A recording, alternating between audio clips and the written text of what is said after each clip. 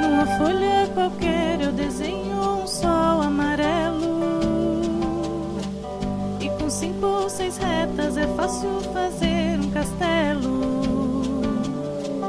Corro um lápis em torno da mão e me dou uma luva, e se faço chover com 2 riscos tem um guarda-chuva. Se um pinguinho de tinta cai num pedacinho azul do papel, num instante imagino uma linda gaivota voar no céu. Vai voando, contornando a imensa curva norte-sul, vou com ela, viajando Havaí, Pequim ou Istambul. Pinta um barco à vela, branco navegando, é tanto céu e mar num beijo azul. Entre as nuvens vem surgindo um lindo avião, rosa e grená, tudo em volta, colorindo com suas luzes a piscar. Basta imaginar e ele está partindo, sereno, lindo, e se a gente quiser, ele vai pousar.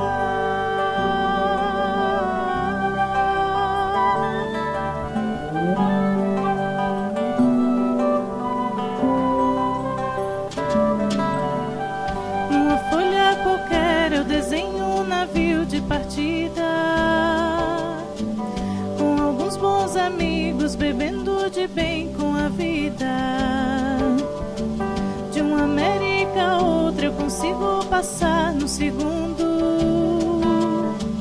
Giro um simples compasso e num círculo eu faço o mundo.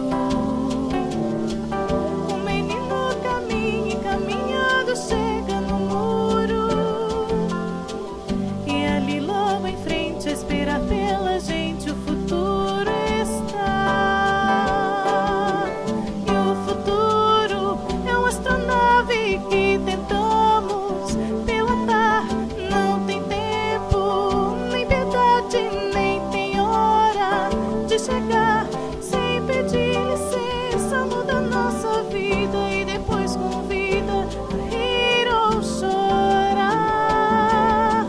Nessa estrada não nos cabe conhecer ou ver o que virá, e o fim dela ninguém sabe bem ao certo onde vai dar.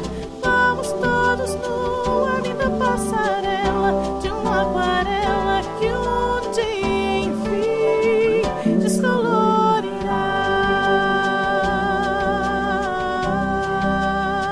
e descolorirá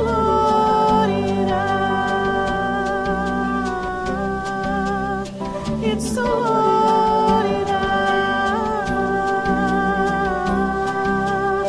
e descolorirá.